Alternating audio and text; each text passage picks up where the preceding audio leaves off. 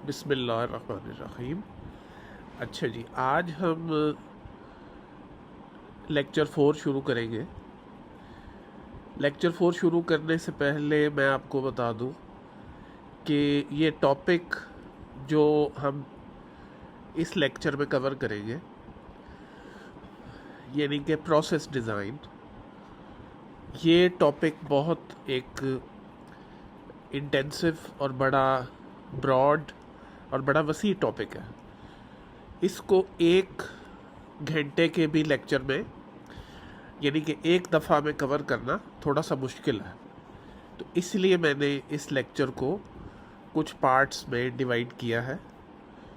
ये समझ लें कि एक फंडामेंटल्स और इंट्रोडक्टरी होगा, इसमें हम शुरू करेंगे और फिर इसकी नेक्स्ट पार्ट और फिर उसके नेक्स्ट पार्ट में इसको कंप्लीट कर लेंगे।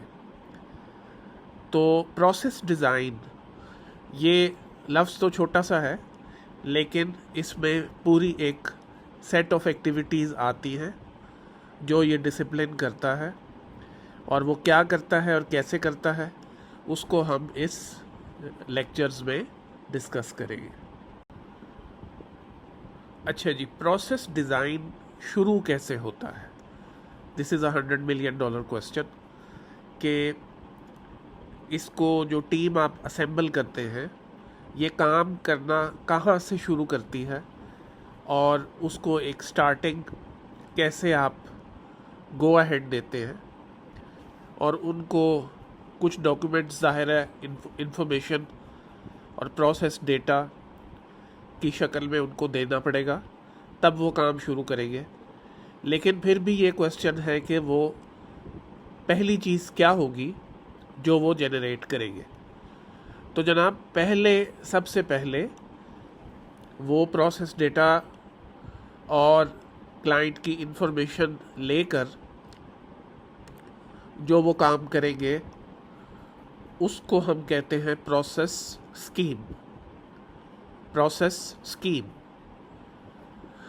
अब ये प्रोसेस स्कीम क्या होती है? ये एक प्रोसेस की बड़ी एक ब्लॉक डायग्राम की शक्ल में एक रिप्रेजेंटेशन होती है। इसमें अभी कोई वॉल्व, कोई इंस्ट्रूमेंट, कोई ड्रेन लाइंस, कोई वेंट लाइंस, किसी भी तरह की पाइप का साइज़, इवन मेन वॉल्व्स वगैरह इसमें नहीं होते। इसमें हमें सिर्फ ये बताना होता है कि इस प्रोसेस में जो इक्विपमेंट हैं वो क्या क्या करेंगे और वो इक्विपमेंट कैसे होंगे, फ्लो किस जगह से आएगा और कैसे इन इक्विपमेंट्स से गुजरेगा, और मोटा मोटा बड़ा ब्रॉड सा प्रेशर कैसे वेरी करेगा, और कहीं पे टेम्परेचर की इंफॉर्मेशन अगर निकाली जा सकती है तो वो भी मेंशन की जा सकती है। तो this is known as what? Process scheme. इसको आप प्रोसेस ब्लॉक डायग्राम भी कह सकते हैं। अभी ये आपके सामने स्क्रीन पर एक प्रोसेस स्कीम जो है वो सामने पेश की जा रही है, आपको दिखाई जा रही है। और हर प्रोसेस की तरह इस स्कीम का भी एक ऑब्जेक्टिव है। वो ऑब्जेक्टिव है कि इसको आप कुछ इनपुट देंगे, उसको हम फीड स्टॉक भी कह सकते हैं, और इस स्कीम से गुजारे जाने के बाद कुछ फिनिश्ड प्रोडक्ट्स आपको मिलेंगी, जो कि इस स्कीम का जो ऑब्जेक्टिव है। अब एक अच्छी खबर ये है कि हर दफ़ा ये स्कीम आपको नए सिरे से फ्रॉम स्क्रैच बनानी नहीं पड़ती, क्योंकि over the period of years knowledge accumulate हो चुकी है, डेटा कलेक्ट हो चुका है, और सबको पता है कि कुछ जो प्रोसेस फंक्शंस हैं वो कौन कौन सी स्कीम्स के साथ किए जा सकते हैं। लिहाजा आप जब काम शुरू करते हैं एज अ प्रोसेस इंजीनियर और आपको कहा जाता है कि आप ये कर दें, यानी कि ये फ्लूइड है और इस पे आपने प्रोसेस करके ये आउटपुट प्रोड्यूस करना है प्रोसेस के ज़रिए, तो आपको शुरू से नहीं सोचना पड़ता कि मैं इसमें वेसल्स कितने लगाऊं, कंप्रेसर्स होंगे या नहीं होंगे, इसमें कूलर्स कहाँ कहाँ लग सकते हैं या कहाँ कहाँ लगेंगे। ये सारी बातें आपको कोई ना कोई स्टैंडर्डाइज्ड स्कीम होगी जो आपको प्रोवाइड कर दी जाएगी, अनलेस एंड अनटिल कोई टोटली नई चीज़ होने जा रही है जो कि इंडस्ट्री में बहुत कम होती है। We are not talking of a research institute, we are talking about industry.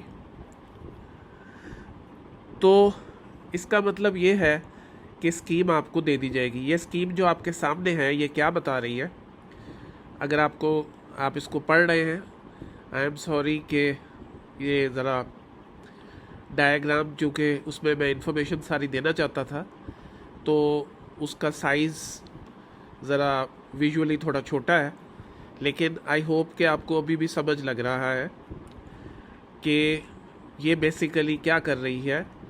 ये एक 3 फेज़ सेपरेशन या प्रोडक्शन सेपरेटर की स्कीम है, और बेसिकली ये कहाँ पे यूज़ होती है, जब वेल फ्लूइड्स हमारे फील्ड से यानी कि वेल हेड से निकल कर आते हैं और उनमें क्या होता है, वेल फ्लूइड्स होते हैं उन पाइपलाइंस को हम कुछ कहते हैं जो कि पाइपलाइन नहीं होता बल्कि उसको हम फ्लो लाइन कहते हैं।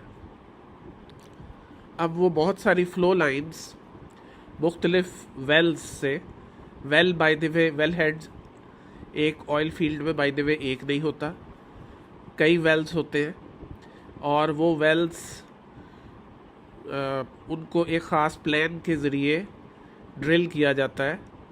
तो ये उस वक़्त होता है जब ऑयल एंड गैस उस फील्ड में डिस्कवर हुई थी और रेजर्वोयर इंजीनियर्स ने रिकमेंड किए थे कि आप यहाँ वेल्स बना लें या वेल हेड्स इंस्टॉल कर दें और ड्रिल करें पहले, और ड्रिलिंग करें और उसके बाद वेल हेड बना लें।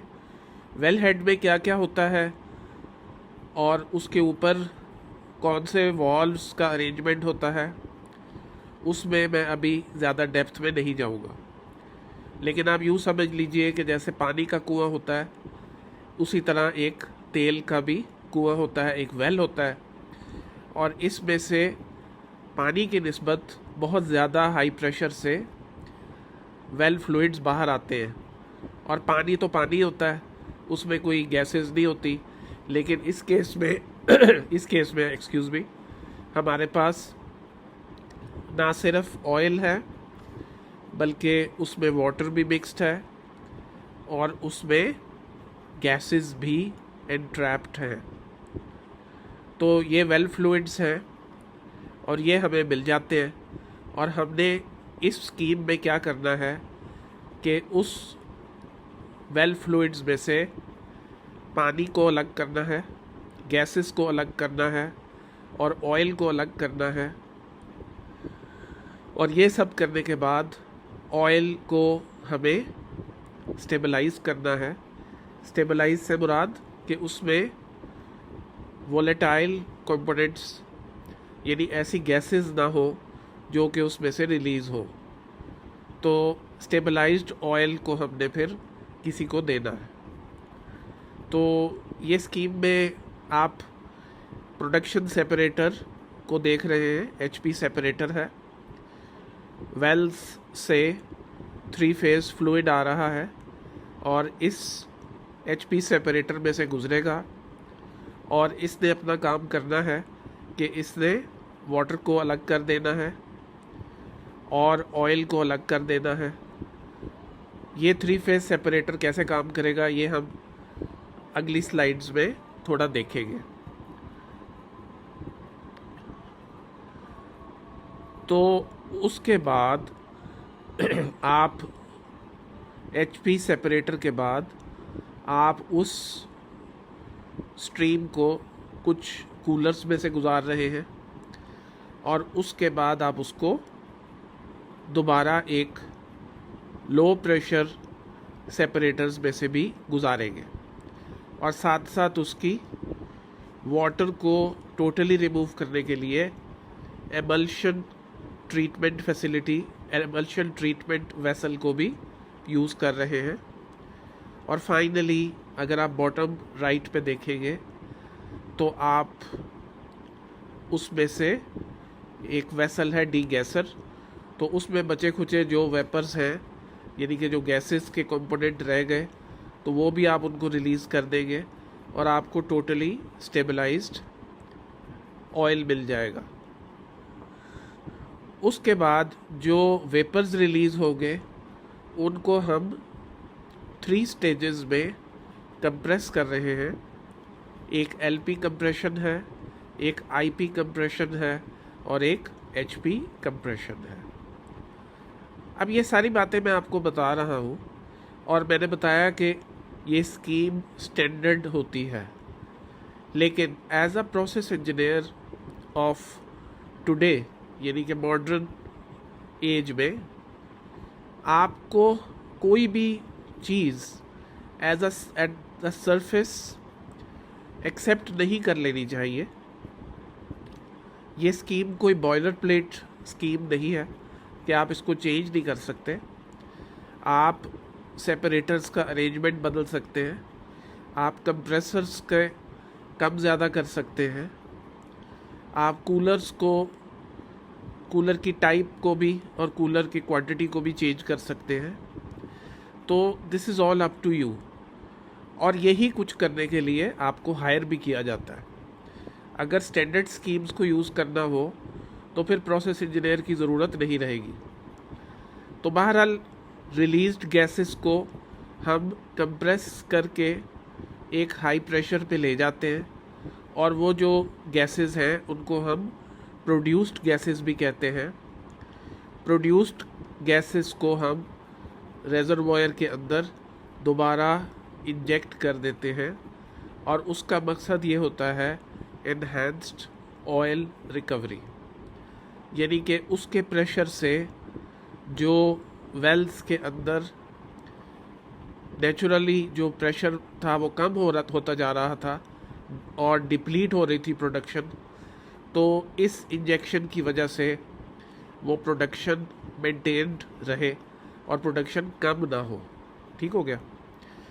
तो ये सब कुछ इस स्कीम में दिखाने की कोशिश की गई है और मैंने कहा it is not cast on the stone, in fact it is your job to cross verify, cross check and improve all the schemes which are given to you or which you find and you are trying to retrofit or adapt those schemes to your current problem. तो अभी इस तरह की schemes पे हम आगे ज़रा और बात करेंगे, लेकिन फ़िलहाल मैं आपको ये बताना चाह रहा था कि something which process engineer does at the very start is this process scheme.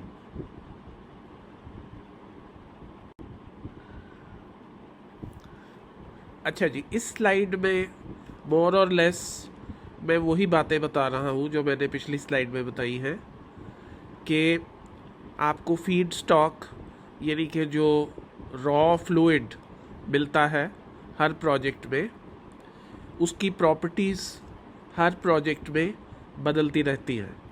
कभी भी वो इट्स वेरी रेयर कि वो सेम हो unless you are doing the project at the same site. लेकिन इनफैक्ट अगर आप सेम साइट पे भी हैं और एक वेल की प्रॉपर्टीज़ दूसरे वेल से फ़र्क होगी, ठीक है।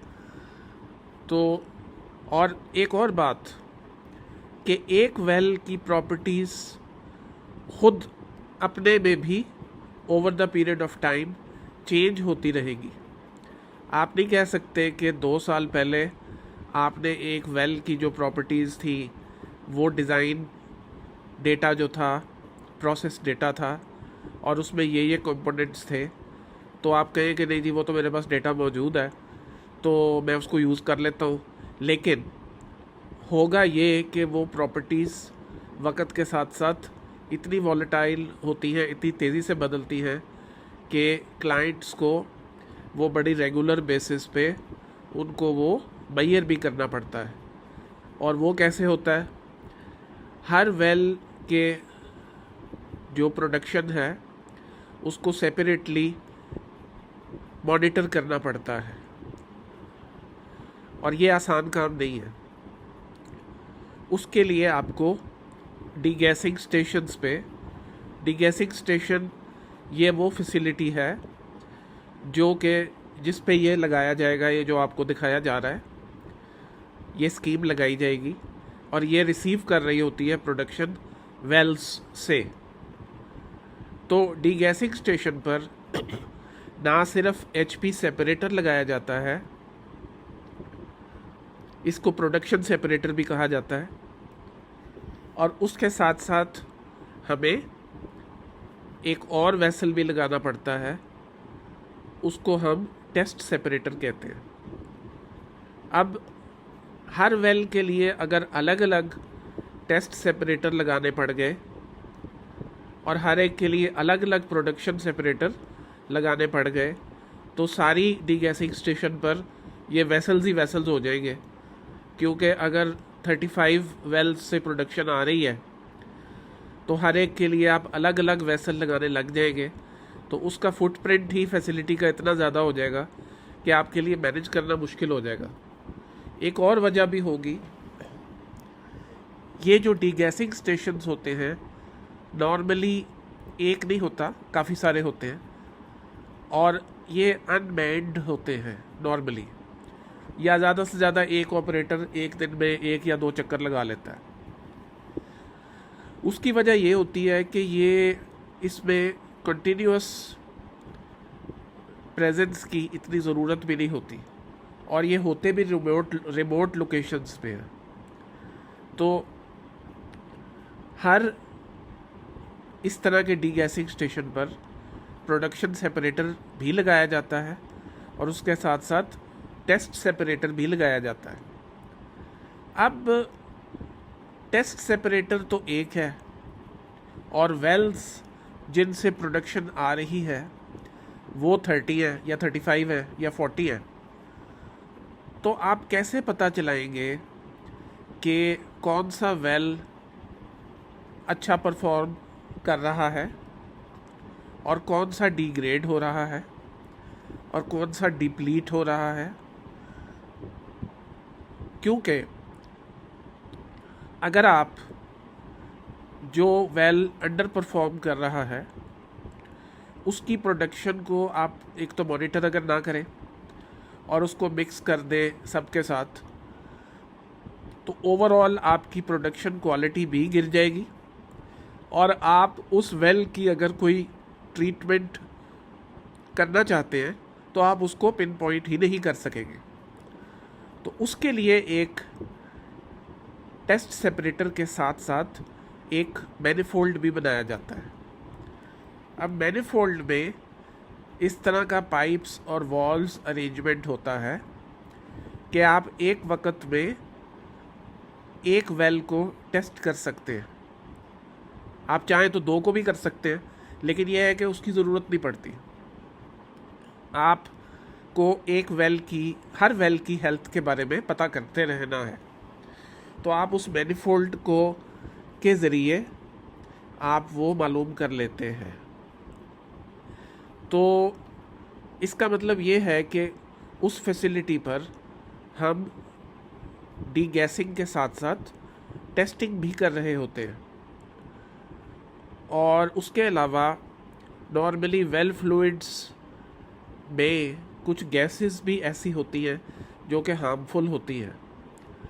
तो ये फैसिलिटीज़ नॉर्मली बड़ी हाई प्रोटेक्टेड एरिया में रखी जाती हैं, तो ताकि वो कोई ऐसी बात ना, कोई एक्सीडेंट ना हो जाए, कोई ट्रेसपासिंग ना हो।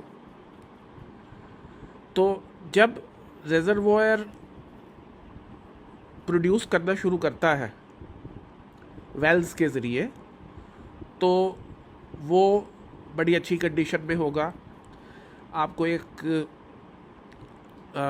ख़ास परसेंटेज ऑफ ऑयल होगा और उसमें कुछ वाटर होगा, कुछ गैसेस होगी।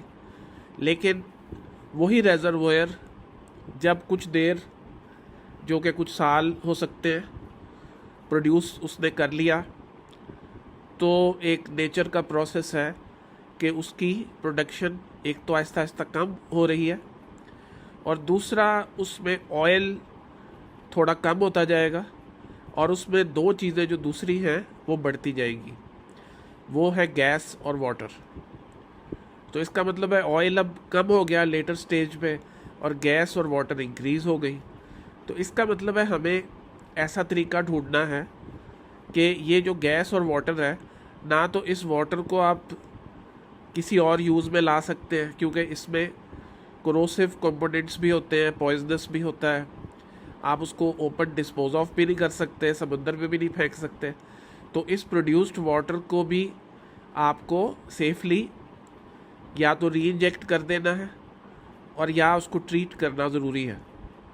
और इसी तरह जो प्रोड्यूस्ड गैस है वो भी ऐसी नहीं होती कि आप उसको ह्यूमन यूटिलिटी के लिए उसको सेंट्रल जो गैस की ग्रिड है उसमें इंजेक्ट कर दें और कहें कि जी हमने तो गैस को यूज़ कर लिया है। उसमें ये बात होती है कि उसमें H2S भी हो सकती है, हाइड्रोजन भी हो सकती है, और हाइड्रोजन के बारे में आई एम श्योर आप जानते हैं कि उसकी जो कंबस्शन होती है वो स्टेबल नहीं होती। और दूसरी बात, जो दूसरे कंपोनेंट्स की जो वो है क्वांटिटी, वो भी वेरी करेगी। तो you can not design a steady system for such produced gas. तो अगर आप ऐसा सिस्टम करना चाहें तो फिर वो आपको स्पेशली डिज़ाइन करना पड़ेगा। लेकिन काफ़ी केसेस में उस प्रोड्यूस्ड गैस को भी आप वापस रिजर्वॉयर में इंजेक्ट कर देते हैं। उससे ये है कि आपका जो रिजर्वॉयर का प्रेशर जो कम होता जा रहा था वो मेंटेन हो जाएगा, एक फ़ायदा ये है। और दूसरा, गैस के ट्रीटमेंट और डिस्पोज ऑफ करने में आपको जो इन्वेस्टमेंट करनी थी वो भी आपकी सेव हो जाएगी। तो अब ये कि अगर ये वेल फ्लूइड की प्रॉपर्टीज़ बदलती रहेंगी या बदलती जा रही है, तो आपने डिज़ाइन उसको फिर कैसे करना है। आपको तो पता ही नहीं कि उसमें आज अगर ऑयल इतना है तो 2 माह बाद, आफ्टर 5 मंथ्स या आफ्टर 1 ईयर कितना ऑयल होगा, वाटर कट कितना होगा, डिज़ोल्व्ड गैसेस कितनी होगी, और मीथेन कितनी होगी, पेंटेन, इथेन, आइसोपेंटेन, ये सारी चीज़ें आपको नहीं पता कि आफ्टर 1 ईयर क्या होगी। फिर आप उसको डिज़ाइन कैसे करेंगे। तो उसके 2-3 तरीके होते हैं। एक तो ये है कि आप वर्स्ट केस सिनेरियो को एज्यूम करते हुए अपने डिज़ाइन में इसको मार्जिन देंगे कि अगर ये हो गया तो तब भी आपकी फैसिलिटी काम करती रहेगी। और दूसरा तरीका ये होता है कि आप अपने डिज़ाइन को मॉड्यूलर रखते हैं। मॉड्यूलर से क्या मुराद है? मॉड्यूलर से मुराद है कि HP सेपरेटर या टेस्ट सेपरेटर या कंप्रेसर या और भी जो भी चीज़ें, कूलर लगे हैं, वो सारे इस तरीके के हो कि कल को उन्हें अगर हमें अपग्रेड करना पड़े, रिप्लेस करना पड़े, तो ये आसान हो जाए, आसान रखा जाए। एक मॉड्यूल हो जिसको हम लाएं और प्लग एंड प्ले कर दें, तो all changes could be done very easily. तो इस चीज़ को आप अपने डिज़ाइन में इनकॉर्पोरेट रखें कि इफ़ सम चेंज और modification has to be done to this facility, so that could be done very easily, and try to keep this as much modular as possible. अच्छा जी, अब प्रोसेस स्कीम तो बन गई। Process scheme के बाद अब क्या करना पड़ेगा, प्रोसेस टीम क्या कर रही होगी? जब स्कीम के बारे में आपने कुछ ऑप्शंस बना लिए और यू आर मोर और लेस श्योर कि ऑप्शन ए, बी या सी में से कोई स्कीम आप यूज़ करेंगे। Bye the way, client also requires sometimes many options to be explored or studied before you say that this option is final. और कई कंपनियां ये ऑप्शन स्टडी को बाकायदा एक प्रोजेक्ट बना देते हैं। तो अब आपने कुछ ऑप्शन सोचे और and you have the rough diagram of those options in front of you. Now you come to your simulation software, which could be anything like HYSYS, Olga, PipeSys, PipeSim, जो भी आपकी कंपनी के पास licence है, और या जो client बाज़-औक़ात कुछ अगर इंक्लिनेशन शो कर रहा है या ऑप्शन दे रहा है, तो अगर उसने ऐसा कोई लाइसेंस कह दिया जो आपके पास नहीं है, तो then you buy that license and build up that cost in the cost of the project. तो आप वो सॉफ्टवेयर को then you must know how to operate that software, which in many cases is not so much difficult, क्योंकि वो softwares का GUI इस तरह का बनाया जाता है कि the learning curve should not be so much steep, तो उसको सीखा जा सकता है आसानी से in many cases, because I learn that HYSYS software in a very short time. तो आई नो दैट इसको बनाने में उतनी थोड़ी सी स्किल और थोड़ा सा एक्सपीरियंस के साथ you can easily do it. तो anyways, you are up with that software and you put all the equipment which are there in your scheme, and then you join those equipment, put the walls and other accessories which are required by the simulation, and then what you have to do is you have to run the simulation, and then you have to vary the model, vary the conditions, vary the compositions, and then you have to run the simulation again. Sometimes client mentions that they want to study or get the options of various compositions of the fluid. वो कहता है कि जी मैं ये भी study कराना चाहता हूँ कि आज this much is oil and this much is water cut and this much is gas composition, but after 1 year I expect these things to change to some other values, so I want you to simulate all of your selected schemes या options on both these compositions, और बाज़ औक़ात वो 2 से ज़्यादा भी हो सकती है। तो वो सारे ऑप्शंस को आप इस सिमुलेशन पे रन करते हैं, और ये सिमुलेटर जो है इसके अंदर we have thermodynamic models which can simulate the fluid behavior, और under different process conditions वो उसको simulation करेगा और ये आपको एक आउटपुट दे देगा। अब वो जो आउटपुट है उसमें और बहुत सी चीज़ों के साथ उस हर इक्विपमेंट की जो ड्यूटी है, and what is meant by duty means the flow rate through that equipment, वो आपके सामने आ जाएगा। और ये फ्लो रेट क्या फ़ायदा देगा? ये फ्लो रेट आपको अगली स्टेज पे when you have to size और स्पेसिफाई दोज इक्विपमेंट, तो उसमें आपको मदद देगा।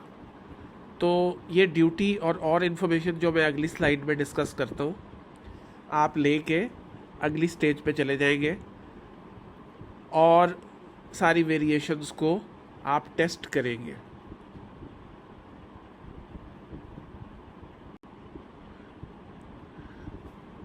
अच्छा जी, आपने सिमुलेशन भी अब कर ली। अब सिमुलेशन करने के बाद आपने you have made up your mind, in fact you submitted the report to the client and you expressed your opinion कि जी मुख्तलिफ़ केसेस को टेस्ट करने के बाद you feel that scheme A और scheme B और scheme C is best in your eyes। and एक बात याद रखिए कि आपने जो भी प्रपोज़ल देना है कि ये स्कीम बेस्ट है, you should be ready to defend and that proposal should be robust enough to pass through the criticism of the not only the client but in fact within the client, और means client के पीछे भी और लोग होते हैं, उनके operations के, उनकी management होती है। तो बाज़ औक़ात in addition to the client at some later stage those agencies may also criticize on your designed process। under such conditions अगर आपने उस वक़्त कहा कि जी यस सर आप ठीक कह रहे हैं, वो मुझसे गलती हो गई, या आप जो कह रहे हैं ये सही है, तो आपके उसमें आपको कोई फ़ायदा उतना नहीं होगा। ओवरऑल आपकी reputation as a technical person that will be more damaged.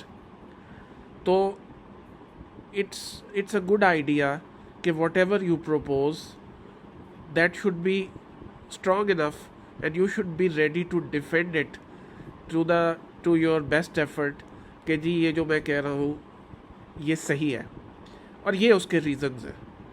It's not a matter of quarrel के जी आप कहेंगे नहीं जो मैं कह रहा हूँ वही सही है, but you should have some very rational arguments कि जी दिस ऑप्शन और दिस स्कीम इज़ बेस्ट।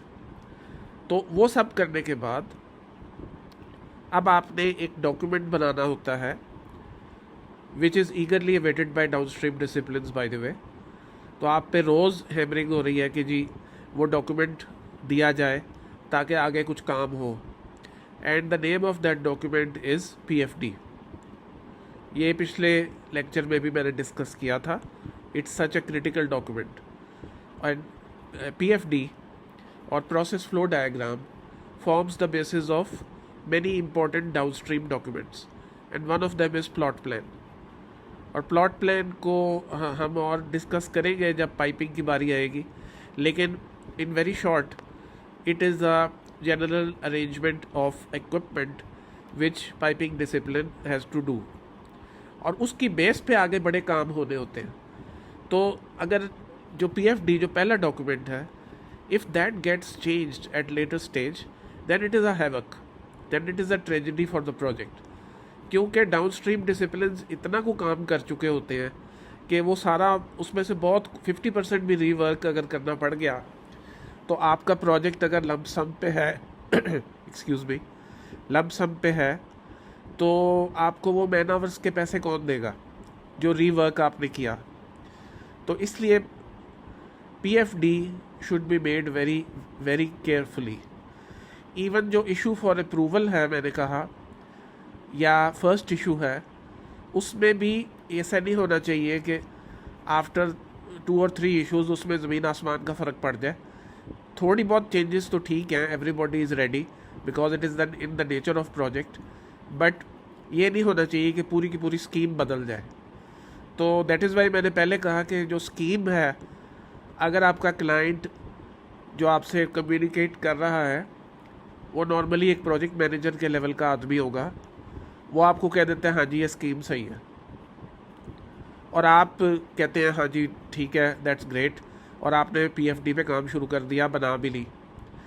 लेकिन मैं बार बार कह रहा हूँ कि उस एक बंदे के या उसके साथ अगर उसका प्रोसेस इंजीनियर भी कहता है हाँ जी ये सही है, आपको फिर भी ये बात ज़हन में रखनी है कि अगर लेटर स्टेज पे कोई रिव्यू में कोई और उनकी जो टीम के लोग थे, साइट के लोग थे, ऑपरेशन के लोग थे, कोई और एजेंसी उनकी मैनेजमेंट थी, उन्होंने कोई ऑब्जेक्शन कर दिया, कोई क्रिटिसिज्म आ गया जिसकी वजह से मेजर इसमें कोई चेंज आ गई, तो you will be in a very hard position, your company will be in a very hard position.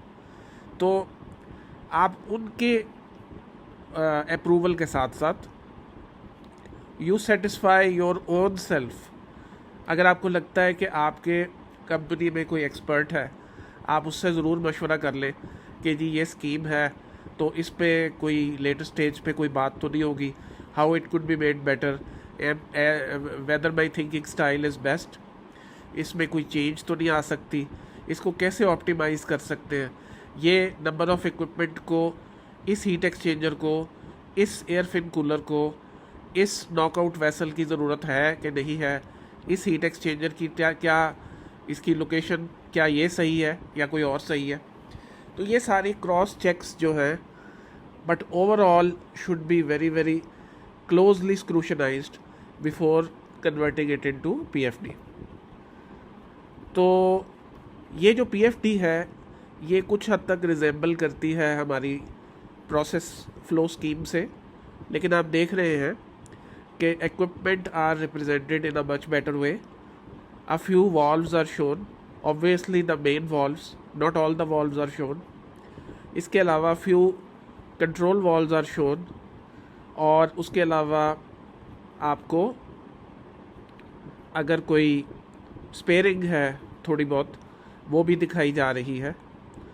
So this is PFD, ठीक है, and it's the next document. अच्छा जी, आपने PFD जब बना ली तो उसके बाद it's a pictorial representation of what you are trying to say. उसके साथ साथ एक चीज़ आपको और भी देनी पड़ेगी, वो उसको हम कहते हैं प्रोसेस डिस्क्रिप्शन। तो पीएफडी में जो फिगर्स में दिखाया जा रहा है उसको आप प्लेन इंग्लिश में लिखने की कोशिश करेंगे, और उसकी वर्डिंग तकरीबन यही होगी जो मैंने इसमें दिखाई हुई है इस स्लाइड में। आप फ्लूइड्स के बारे में बताएंगे कि वो एक इक्विपमेंट या वेसल से निकलकर जब दूसरे में जा रहा है तो क्या उसमें कोई कंट्रोलर लगा है, कोई इंस्ट्रूमेंट लगा है, उसको कैसे रूट किया गया है। उसके बाद कोई और फ्लूइड्स जितने भी हैं वो उनका from start to the end, start कहाँ से, हर लाइन का एक स्टार्ट होता है और हर लाइन का एक एंड होता है। तो आप ये कोशिश करें कि उसको ट्रेस करें from the very start to the very end, क्योंकि ये मेन प्रोसेस लाइंस हैं और उनमें हमें कुछ कंट्रोलर्स और इंस्ट्रूमेंट्स भी लगाए हुए हैं पीएफडी में, और हर कंट्रोलर की कोई लॉजिक भी होती है कि वो कर क्या रहा है और उसका मकसद क्या है। ये सब कुछ डिस्क्राइब करने की कोशिश की जाती है। मैं ये लिखा हुआ है, इसको मैं पढ़ने की कोशिश नहीं करूँगा, या आप पढ़ सकते हैं, लेकिन ये प्रोसेस स्कीम जो है इसकी एक इंग्लिश में वर्बल एक वर्ड्स में रिप्रेजेंटेशन है, और इसको एक मिरर रिफ्लेक्शन होना चाहिए पीएफडी का। ये नहीं कि पीएफडी में कुछ और है और आप लिख कुछ और रहे हैं। तो such kind of discrepancies should be avoided, क्योंकि वो कहीं ना कहीं फिर ट्रेस हो जाएगी। तो फिर वो लोग कहेंगे कि जी वो लिखे हुए को फॉलो करें या जो डायग्राम है उसको फॉलो करें। तो कोशिश करके इसको एग्जैक्ट मैच होना चाहिए पीएफडी का। तो ये लिखने के लिए बहुत ज़्यादा आपको पुलिट्ज़र अवार्ड की ज़रूरत नहीं है। It's not an English prose, it should be written in plain English. और इसमें सिर्फ आप अपने प्रोसेस के जो इक्विपमेंट है उनका आप नाम लिख दें या टैग नेम लिख दें और बता दें कि फ्लूइड्स कहाँ से निकल रहे हैं, कहाँ जा रहे हैं, अगर कोई कंट्रोल इक्विपमेंट लगा है तो उसका क्या फ़ायदा है, वो कर क्या रहा है। तो ये सारी बातें, ताकि क्लाइंट या कोई भी आदमी जब लेटेस्ट स्टेज पे इसको पढ़े तो उसको पता चल जाए कि फ़लाँ चीज़ क्या कर रही है। ठीक हो गया।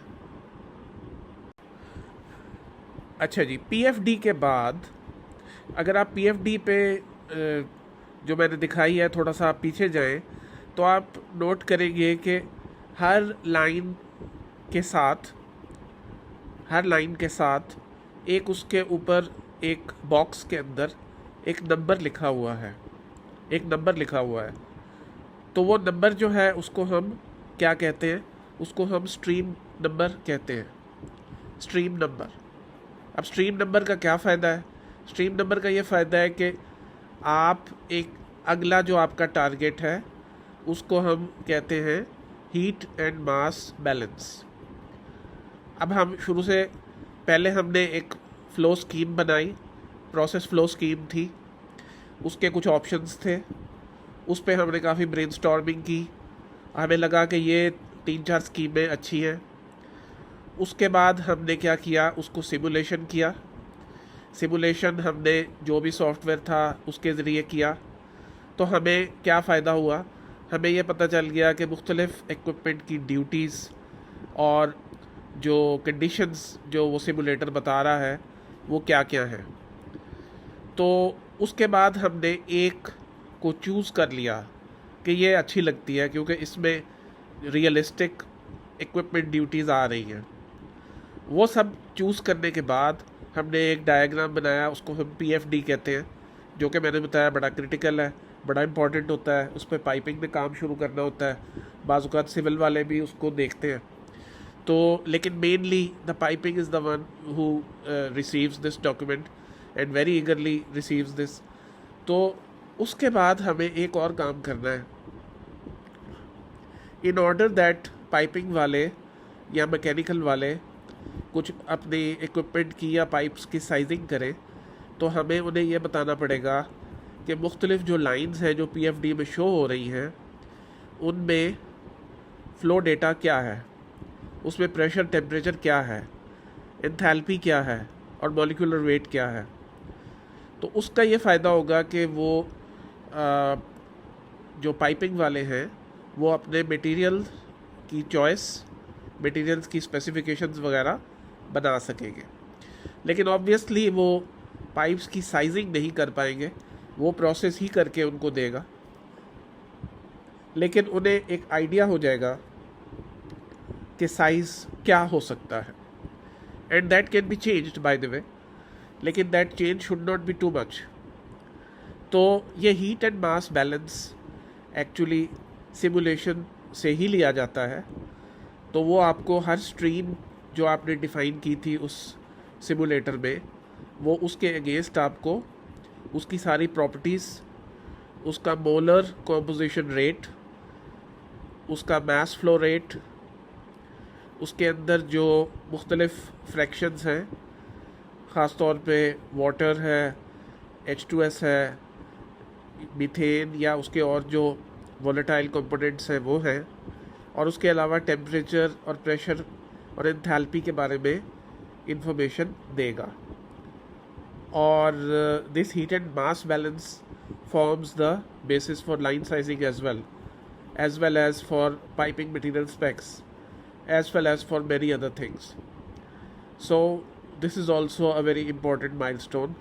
तो जब कभी हम देखें कि प्रोसेस वाले काम कर रहे हैं, तो you can ask them whether you have done the heat and mass balance. तो अगर हो जाए तो this becomes a very very important milestone. अच्छा जी, हर इक्विपमेंट जो PFD में मेंशन किया गया था, जो आपने PFD में दिखाया, जो आपकी फ़्लो स्कीम में था, फिर आपकी PFD में भी आ गया, ठीक है, फिर आपने सिमुलेशन भी कर ली, तो हर इक्विपमेंट जो उसमें PFD में दिखाया गया, वो हर इक्विपमेंट ज़रूरी नहीं कि प्रोसेस वाले उसको साइजिंग करें।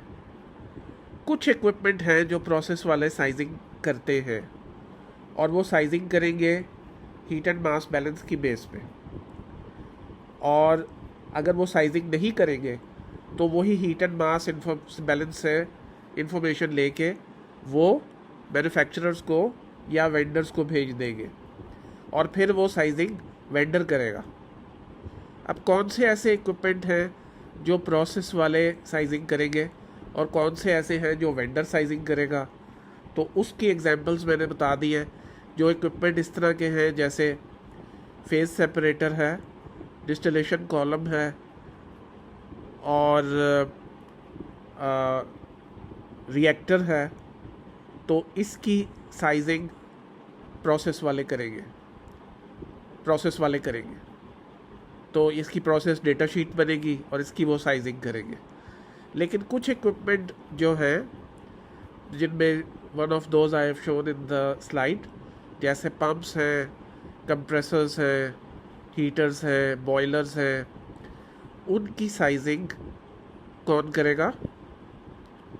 उनकी साइजिंग मैन्युफैक्चरर्स करेंगे। आई एम सॉरी, इस स्लाइड में मैंने प्रोसेस लिख दिया, लेकिन इनकी साइजिंग मैन्युफैक्चरर करेंगे। ठीक हो गया?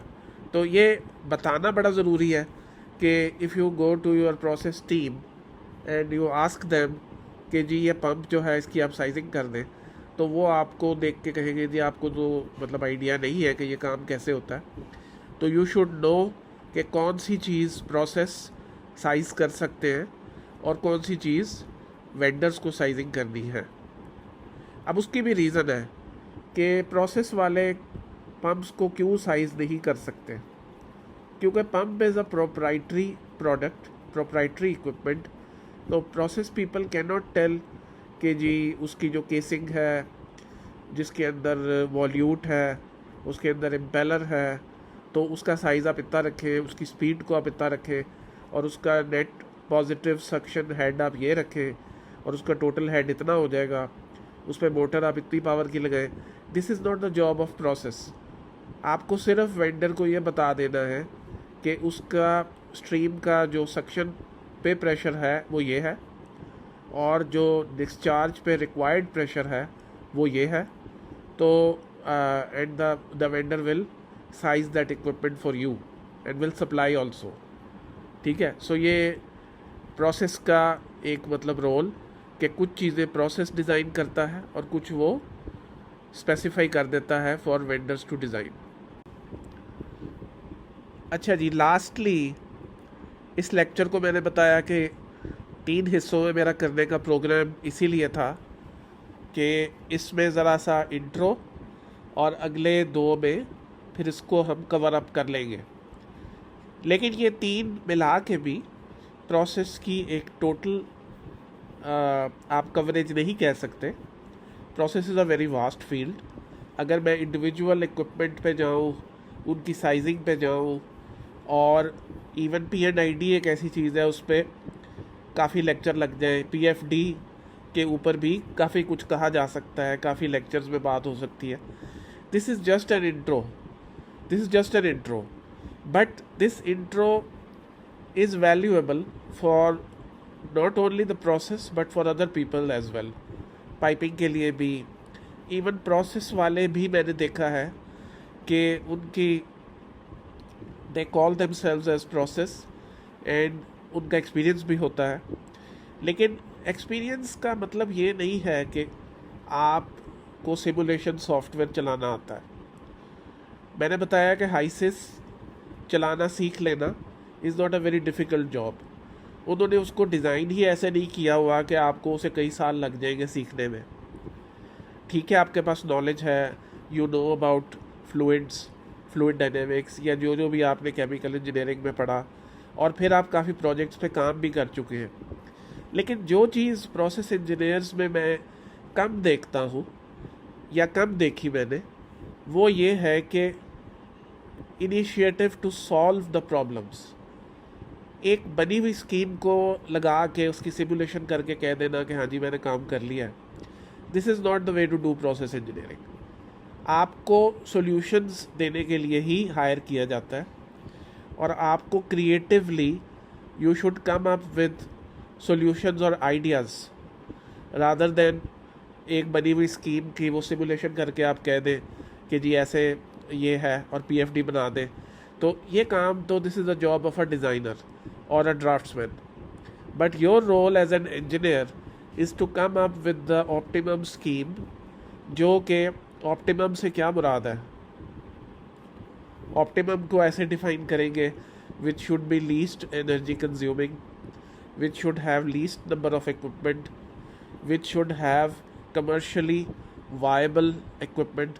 अब कमर्शियली वायबल इक्विपमेंट क्या होते हैं? कमर्शियली वायबल इक्विपमेंट ये होते हैं कि आपने एक 3 फेज सेपरेटर डिज़ाइन कर दिया जिसका डायामीटर था 150 फीट और लेंथ थी 500 फीट। तो ये तो कोई वायबल कंस्ट्रक्शन तो नहीं ना है। आपको ऐसी चीज़ डिज़ाइन करनी है जो कि जिसका फुटप्रिंट सही है, जिसकी मैन्युफैक्चरिंग कॉस्ट कंट्रोल में है, और वो यानी कि it's feasible to construct and to install and to maintain and to operate. और ये सब अगर आप कर लेते हैं तो इसका मतलब ये है कि आपने एक ऐसी स्कीम बना ली जो कि लेटर स्टेज पे आपको तंग भी नहीं करेगी, और आप एक अपनी कंपनी के लिए एक बड़ा पॉजिटिव रोल प्ले करेंगे। दैट इज़ वाई कभी भी एक चीज़ को आप ये एक्सेप्ट ना करें कि हाँ जी ये वो पिछली दफ़ा जो प्रोजेक्ट किया था ये उसकी स्कीम है, तो I will do some little bit of modification और इसको मैं यूज़ कर लूँगा, मेरी ज़िंदगी आसान रहेगी। ऐसे नहीं सोचना। आपको उसे एक एक चीज़ को चैलेंज करना है, उसकी रीज़न्स को सोचना है, उसकी लॉजिक को आपने स्टडी करना है, and then you have to come up with a final scheme जो, और उसका आपको ये एडवांटेज होगा कि कल को आपको कोई कह दे जी ये गलत है या इसमें ये बेहतरी हो सकती है, तो आपने इतना को होमवर्क किया होगा कि आप उसको कह सकेंगे कि ये मेरी गलती नहीं है, एक्चुअली उसके पीछे ये लॉजिक्स है, ये रीज़न है। तो this thing I have not seen in many process engineers, and I do want to see in quite a few of them in the coming future। तो इसीलिए इस प्रोसेस को मैं बहुत एहतियात से और आराम से लेके चल रहा हूँ। और आपको अगर मैं हाइसिस सिमुलेशन इस सेशन में करना नहीं भी बता रहा तो बिलीव मी कि वो आपको बता भी सकता हूँ। तो लेकिन ये है कि मेरी नज़र में उससे ज़्यादा ज़रूरी ये है कि सॉफ्टवेयर तो वही आपको आउटपुट देगा जो आप उसको इनपुट देंगे। कोई सॉफ्टवेयर अभी तक ऐसा नहीं बना जो आपको ये बताए कि जी आप इसको स्कीम को आप ऐसे ऐसे चेंज कर लें, वो एक अच्छी स्कीम होगी। ऑल दो फ्यूचर में कह रहे हैं कि जी एआई आ जाएगा इसमें और एआई आपको रिकमेंडेशंस देगा, लेकिन याद रखिए कि एआई भी एक ह्यूमन प्रोग्राम्ड चीज़ है। So it is cannot become so much creative कि आपकी क्रिएटिविटी के आगे वो एआई खड़ा हो जाए कि जी वो एआई ने कह दिया था तो ऐसे हो जाएगा। You can suggest much superior recommendations as compare to AI. तो इसलिए challenge everything and then you should have logic about everything, and whenever you come up with a scheme or a solution you should be able to defend it। एक और जो psyche है process engineers की वो ये है कि client की टीम अगर ये कह दे कि गलत है और मैंने उसको यानी कि प्रोसेस इंजीनियर सोचता है कि अगर उसको वो एग्री नहीं करता या उसको चैलेंज करता है तो प्रोसेस इंजीनियर सोचता है कि my chances of getting a job in that company would decline. तो मैं उससे अच्छे रिलेशन रखूं और मैं उसको चैलेंज ना करूं और उसको क्रिटिसाइज़ ना करूं, तो I should not defend this because ultimately I have to go to that company. लेकिन ये मैं समझता हूँ कि this is a very defeated mindset. If you have to get a job and if I were a client, मैं ऐसे process engineer को पसंद करूँगा जो कि डिफेंस कर सकता है अपने थॉट्स का, ना कि ऐसा प्रोसेस इंजीनियर जो सर झुका दे कि जी जो क्लाइंट कह रहा है वही सही है। ऐसे नहीं सोचना। तो this is a little bit side topic but I just wanted to say that why I am so particular about कि आप हर चीज़ को एक रीथिंक करें। इवन ये 3 फेज सेपरेटर है, तो is it the only solution now days? क्या although it is a tested solution, the most primitive solution कि ऐसे होता था रहा है, आज तक ऐसे होता आ रहा है कि वेल फ्लूइड्स आते हैं, वो 3 फेज सेपरेटर से गुजारते हैं और उसमें ऑयल, गैस और वाटर अलग अलग हो जाते हैं। लेकिन क्या is this the only way to do it?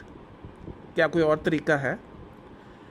और अगर आप सोचें तो कई तरीके और भी हैं जिनमें कि मैं अभी नहीं जाऊंगा। But many companies are doing alternative ways And if you do not keep your knowledge updated with latest developments in your field, तो फिर आप कहीं 13वीं सदी या 14वीं सदी के इंजीनियर तो नहीं ना है. You are an engineer of this time in which there is competition. It is a very competitive world. Then you get kicked out of your job, और आपको फिर इतनी प्रॉब्लम्स का सामना करना पड़ेगा. You will be forced to find some other thing. तो always try to be creative, challenge the existing things, come up with creative solutions. ठीक है. तो ये with this side topic I'll just come back to my original. This is a 3-phase production separator. तो functioning इसकी बहुत सादा है. वो ये है कि आपका वेल फ्लूइड अगर आप देखें तो लेफ़्ट साइड से ऊपर से वो एंटर हो रहा है. ये हाई प्रेशर पे होता है और इसका प्रेशर तकरीबन 500 पाउंड्स हो सकता है. और इसमें 3 चीज़ें हैं, एक ऑयल, एक गैस और एक वाटर. अब आप गैस को पहले अलग करते हैं. गैस कैसे अलग होगी? गैस ऐसे अलग होगी कि ग्रेविटी, उसको आप पहले तो स्लो करेंगे. ये चूँकि 500 पाउंड्स पे है तो इसको हमें स्लो करने के लिए हम इसको एक बड़े डायामीटर की चीज़ से गुजारेंगे. अब वो बड़े डायामीटर की चीज़ यही वेसल है जो आपको नज़र आ रहा है, जो 3-फेज सेपरेटर है. इसमें आने के बाद उसकी जो स्पीड पाइप के अंदर थी उससे वो स्पीड कम हो जाएगी, क्योंकि ये एक थ्योरम है, अगर मुझे उसका नाम सही जहन में नहीं आ रहा, I think it was Bernoulli's, कि आप जब पाइप का जो फ्लो का जब एरिया को चेंज करते हैं, यानी कि बढ़ा देते हैं, तो उससे वेलोसिटी उसकी कम हो जाती है. और यहाँ पे आप यही कर रहे हैं.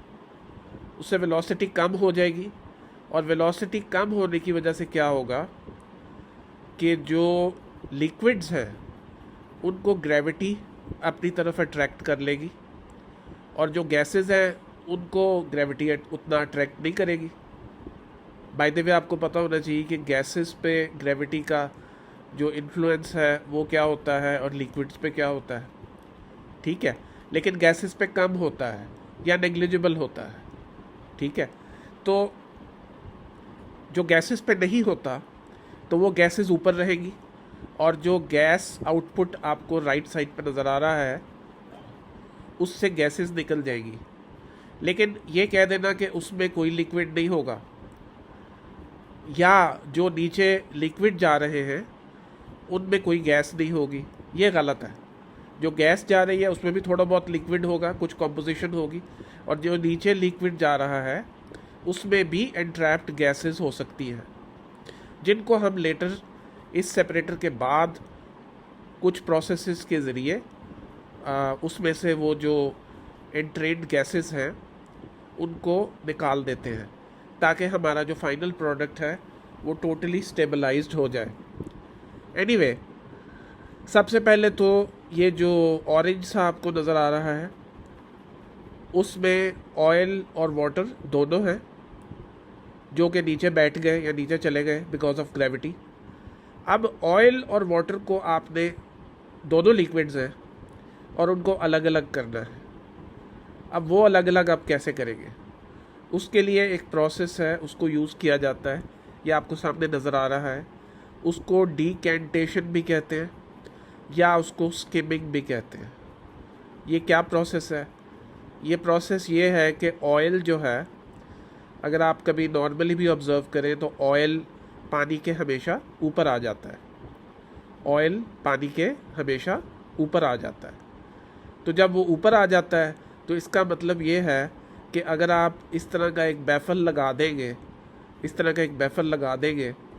जिसकी हाइट कैलकुलेशन के बाद आप डिटरमिन करेंगे, तो उससे ये फ़ायदा होगा कि रेजिडेंस टाइम और सारी चीज़ें डालने के बाद ये आपको पता चलेगा कि उसकी हाइट आप ये रखें और उससे वाटर जो है एक ख़ास लेवल बनाएगा और वाटर आप नीचे से निकाल सकते हैं, और जो ऑयल जो कि पानी के ऊपर था वो आगे चला जाएगा और उसको हम जो ब्राउन मैंने दिखाया है उस उधर वो इकट्ठा हो जाएगा और एक ख़ास लेवल बनाएगा, तो उससे नीचे से आप ऑयल निकाल पाएंगे, और जो ऑरेंज वाले जो बॉटम कनेक्शन है उससे आप वाटर निकाल पाएंगे. So this is in a very nutshell, in a very simple way.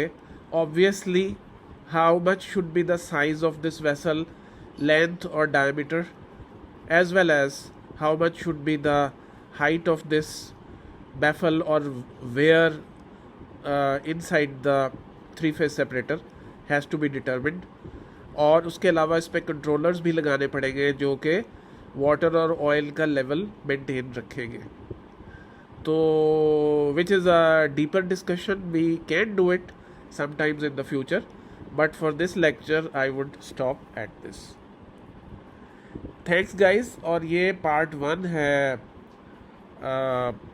इसका प्रोसेस इंजीनियरिंग का, और obviously the same way we will continue with part 2 and part 3 which go into much deeper topics on the process engineering. I expect that you will stay tuned, और if you like these videos तो I would request कि आप इसको एक तो like कर दीजिए, और अगर आप चाहते हैं कि अगली वीडियोस से भी आपको इन्फॉर्म हो जाए तो you can also go for subscribing my channel. Thanks a lot guys. So nice. Goodbye.